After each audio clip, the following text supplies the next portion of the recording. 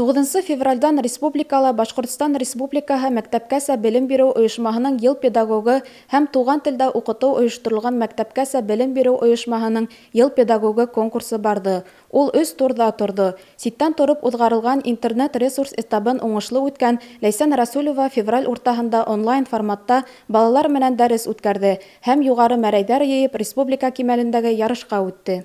Конкурс һынауларҙы 4 этаптан торды. Беренсе турда шәхси сайт баһаланды, икенсе турда балалар менән белем бирү эшмәкәрлеге оештырылу. Тәүге 2 тур буенса югары балды йыйып, 3нче турга үтте. Бөтәһе 37 педагогтан 15 педагог финалга үттеләр. 3нче турда мастер-класс һәм ата-әсәләр менән хезмәттәшлек буенса проект эшен әҙерләп сығыш яһанык. Был эштә яңы алымдар кулланып, уңышлы башҡарып сыға алды.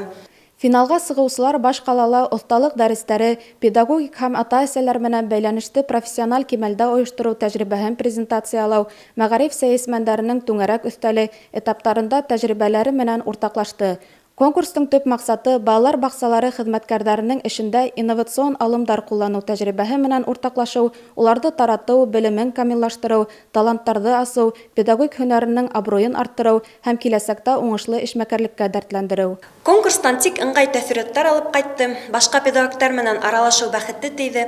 Ошондай һөнәри конкурстар белемдәрҙе байыта, яңы үрҙәргә ынтылыш бирә. Мәктәпкәсә йәштәге учреждениялар тәрбиәселәре араһында бындай конкурс 2012 йылдан алып уҙғарыла. Быйыл ярышта беренсе тапҡыр туған белем һәм тәрбиә биреү йүнәлеше өҫтөнлөклө ителгән. Конкурста бөтәһе 97 заявка ҡабул ителә. Шуларҙың 37-һе генә артабан ярышҡа үҙ көстәрен һынап ҡарарға батырсылыҡ иткән.